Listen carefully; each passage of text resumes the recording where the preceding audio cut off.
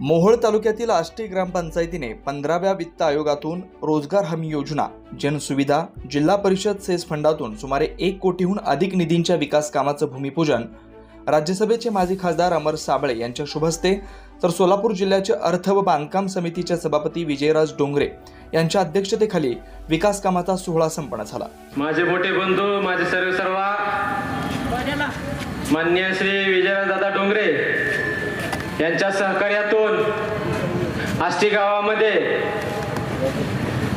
रोजगार हमी योजना, जनसुविधा, जिल्हा परिषद फंड व तसेच आष्टी ग्रामपंचायत तर्फे 15व्या वित्त आयोगातून या सर्व योजनेचा मिळून 1 कोटी निधी यामध्ये विविध विकास कामाच्या भूमिपूजनानिमित्त येथे आवर्जून उपस्थित राहिलेले भाजपचे माजी राज्यसभा खासदार माननीय श्री अमरजीत साबळे साहेब च्या कामाचा आराखडा म्हणून मी सांगू इच्छितो। 2 दिवसाखाली आम्हाला 3 वर्ष पूर्ण झाले साहेब।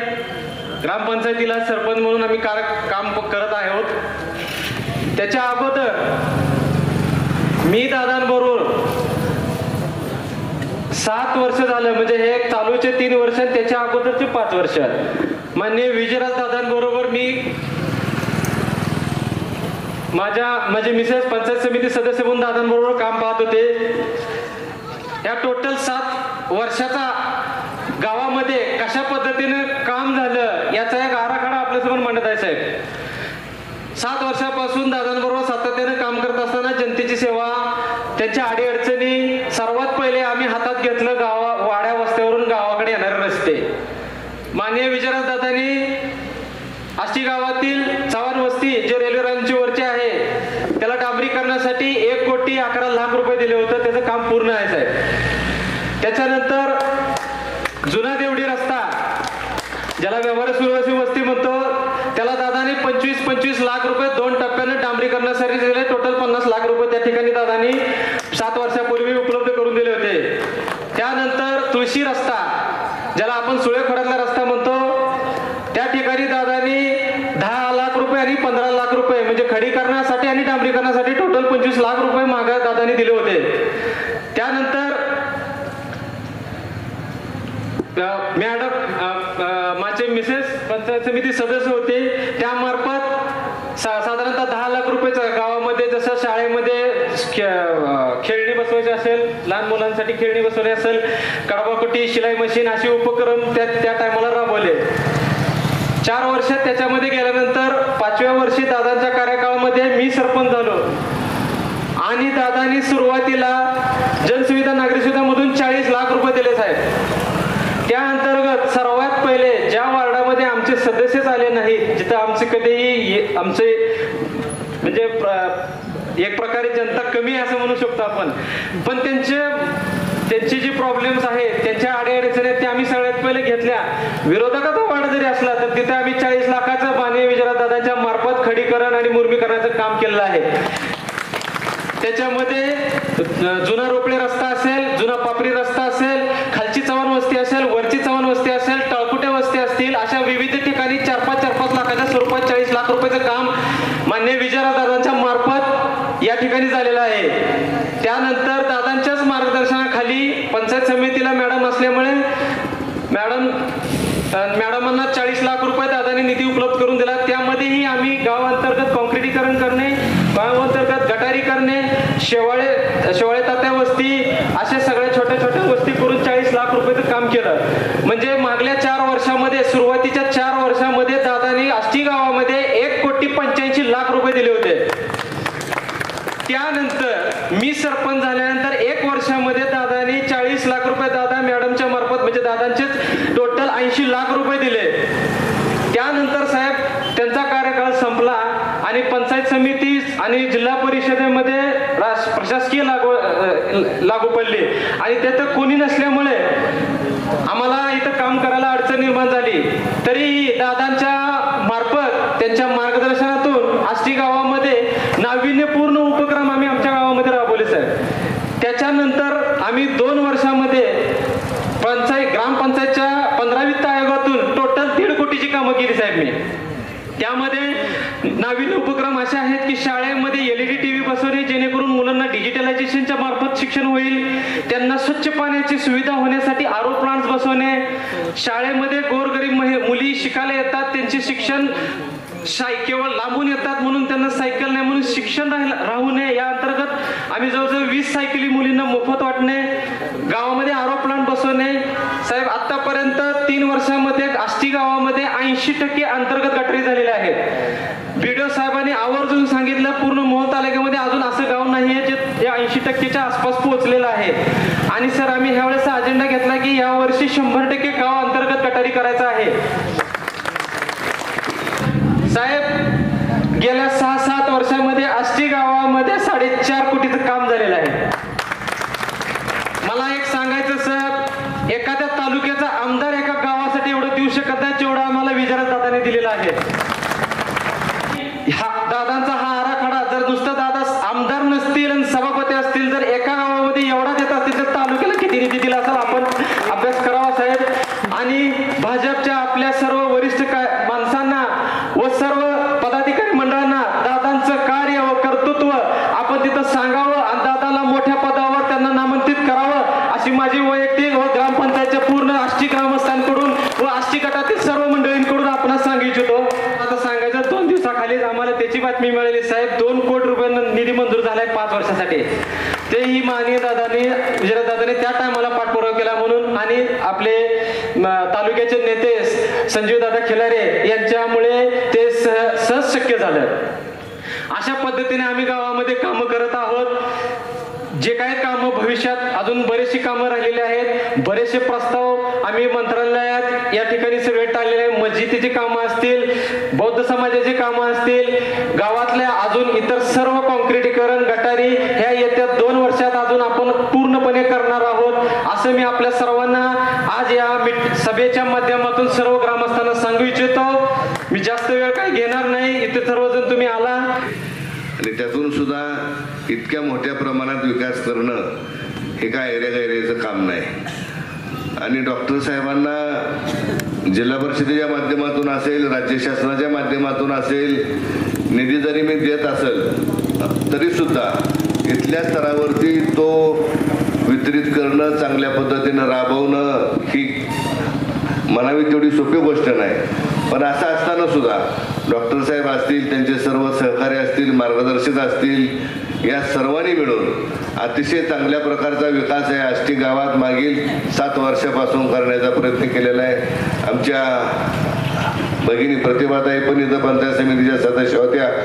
त्यांनी पण अतिशय उत्कृष्टपणानं काम करण्याचा प्रयत्न या मतदारसंघात आष्टी असेल, शेटपळ असेल, सर्वच गावात करण्याचा प्रयत्न केलेला आहे. म्हणून मी आपल्याला हक्कानं सांगेन की इथं पाहिलं तर 47 योजना माझ्या माहितीप्रमाणे मी एवढं काम करू शकलो नव्हतो विविध प्रकारचं. आता वाचून दाखवायचं म्हणलं तर तुम्हाला अर्धा तास लागेल. म्हणजे इतकं उत्कृष्ट काम या आपल्या आष्टी गावासाठी करण्याचं काम डॉक्टर साहेबांनी केलेलं आहे. त्यांचा पेशा सांभाळून केलेला आहे. इतर व्यवसायाचं वेगळं असतं. पेशंट आला तर त्याला सुद्धा वेळेवर सेवा द्यावी लागते आणि मग नंतर गावाचं पण काम पाहावं लागतं. असं करत असताना सुद्धा, स्वतःचा व्यवसाय सांभाळत असताना सुद्धा गावाकडे कधी कोणत्या प्रकारचं दुर्लक्ष होऊ दिलेलं नाही. आणि भविष्य काळात सुद्धा अतिशय चांगल्या प्रकारचं काम हे त्यांच्या हातून घडल्याशिवाय राहणार नाही. साबळे साहेब, आपल्याला मी आवर्जून सांगेन की डॉक्टर साहेबांना ग्रामपंचायत लढवावी, स्वतः सरपंच व्हावं अशी कोणत्याच प्रकारची इच्छा नव्हती.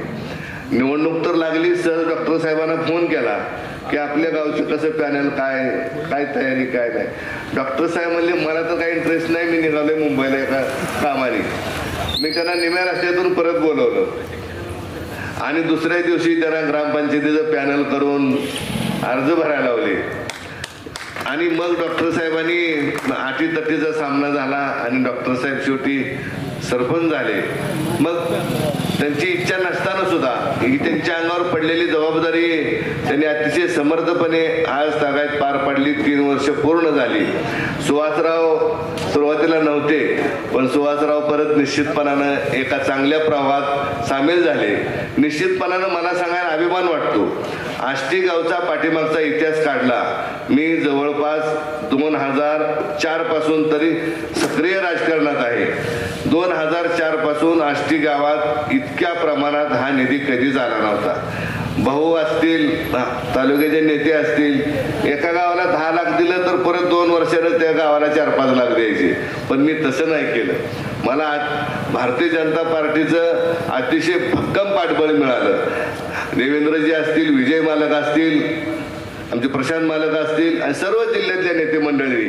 जिल्हा परिषदेचा पहिल्यांदा सभापती झालो तेव्हा पण मला मोकळा हात दिला, माझ्या पाठीवरती हात ठेवला आणि जो कारभार मी करेल त्याला स्वातंत्र्य दिलं. नंतरच्या 2.5 वर्षात सुद्धा जिल्हा परिषदमध्ये भारतीय जनता पार्टीची सत्ता आणण्यात सिंहाचा वाटा उचलला आणि तेवढ्याच मोठ्या ताकदीनं त्यांनी पण मला त्याच्यानंतर सुद्धा तेवढाच मोकळा हात दिला की तुझ्या पद्धतीनं तू काम कर. आणि म्हणूनच अतिशय चांगल्या प्रकारचा आधार भारतीय जनता पार्टीनं दिला. म्हणून मी तालुक्यात 5 वर्षे अतिशय उत्तम प्रकारे काम करू शकलो. आष्टे असेल, खंडाळे असेल, युवतीला सुद्धा ताजी निधी गेलेला आहे, आणखी सुद्धा देऊ निधी, असं काय नाही. बालाजीला तर सगळ्यापेक्षा निधी जास्त द्यावा लागतो, नाहीतर बालाजी घेतल्याशिवाय राहत पण नाही. असं पैलवानाचं कामच तसं असतंय. पैलवानचं कामच तसं असतंय. निश्चितपणानं या येणाऱ्या काळात आपण ज्या ज्या ठिकाणी विकासाला कमी पडलोय त्या त्या गावात आणखी जास्त प्रमाणाचा विकास निधी देण्याचा आपण निश्चितपणानं प्रयत्न करू. जवळपास मागील 5 वर्षात 550 ते पावणे 600 कोटीचा निधी आपण जिल्हा परिषदेच्या माध्यमातून आलो आपल्या तालुक्यात दिला. साहेब, आमच्याकडे जिल्हा परिषदेचं पद असलं तरी आम्हाला आमदार लागत नाही, राज्य सरकारचा पण निधी लागत नाही, पण तसं एक पद आमच्या पार्टीला लागतंय. आता मला जासावं असं काय, आता माझा स्वार्थ राहिलेला नाही, पण आमच्या पार्टीपैकी आपल्या भारतीय जनता पार्टीच्या कोणत्याही कार्यकर्त्याला तालुक्याच्या दृष्टीने जिल्हा स्तरावरचं एक पद असणं निश्चित आवश्यक आहे. पंचायत समितीचं पाहाल तर पंचायत समितीला विशेष प्रकारचा निधी कोणत्याही प्रकारचा मिळत नाही आणि त्यामुळे जिल्हा परिषदेचंच पद पार्टी सांभाळण्यासाठी, पक्ष सांभाळण्यासाठी, कार्यकर्ता सांभाळण्यासाठी, गावचा विकास करण्यासाठी हे जिल्हा परिषदेचं पद असणं महत्त्वाचं असतं. परंतु आमचं दुर्दैव 2 वर्ष झाली निवडणूकच नाही. कोण म्हणते आणखी 1 वर्ष होणार नाही. त्यामुळं कशी तर गाडी आम्हाला वाकडी तिकडे करत ढकलत आम्हाला 1 वर्ष आणखी गाठायचं आहे. आणि एकदा जिल्हा परिषदेची निवडणूक लागली तर आम्हाला निश्चितपणाने विश्वास आहे, आम्ही निश्चितपणानं त्याच्यापेक्षाही जास्त संख्येने येऊ या वेळेला. आणि सत्तेत निश्चितपणानं आमचा एक पदाधिकारी कोणता निश्चितपणानं असणार आहे. आणि जो विकासाचा बॅकलॉग या मागच्या 2-3 वर्षापासून राहिलेला आहे तो सुद्धा आपण निश्चितपणानं पूर्ण करू. या जिल्ह्याचे पालकमंत्री आदरणीय चंद्रकांतदादा पाटील यांनी सुद्धा ही सर्व आपली परिस्थिती पाहून मागील 2 महिन्यात आपल्यासाठी एक वेगळा कोटा निधीचा जिल्हा नियोजन मंडळातून देण्याचा प्रयत्न आदरणीय दादांनी केला. भविष्य काळात सुद्धा आता आचारसंहिता कधी लागेल सांगता येत नाही. 8-10 दिवसाच्या अंतरातच आचारसंहिता लागणार आहे. त्यामुळे या 8-10 दिवसात कुठल्या कामात जी पूर्वी प्रस्तावित केलेली कामं आहेत त्यांना निश्चितपणाने या 4 दिवसात मंजुरी मिळेल. परंतु नवीन प्रस्तावित करणाऱ्या कामाला लगेच मंजुरी मिळेल असं सांगता येत नाही. परंतु लोकसभा झाल्यानंतर ज्या ज्या गावांना आणखी ज्या काही योजनांची आवश्यकता आहे त्या योजना आपण निश्चितपणानं आपण देण्याचा प्रयत्न करू आणि प्रत्येकाच्या गावाला विकासाच्या प्रवाहात आणून नावलौकिकात भर टाकण्याचं काम करू.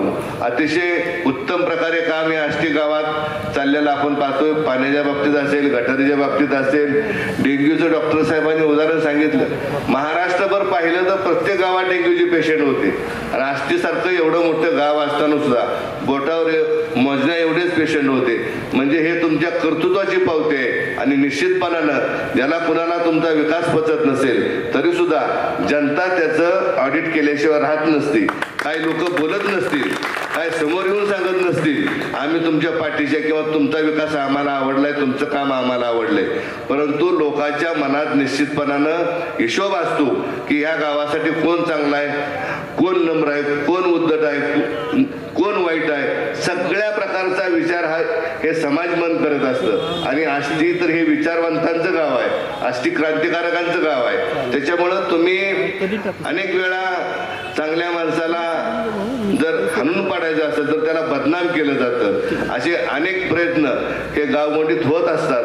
त्याच्याकडे दुर्लक्ष करून आपल्या गावाच्या हितासाठी काय, तरुणांच्या हितासाठी काय, शाळेसाठी हिताचं काय, अशा प्रकारच्या अनेक विविध प्रकारच्या योजना राबवून आपला नावलौकिक आपल्या कर्तृत्वानं असा संपन्न करत राहावे अशा प्रकारच्या अपेक्षा व्यक्त करतो आणि थांबतो. जय हिंद, जय महाराष्ट्र.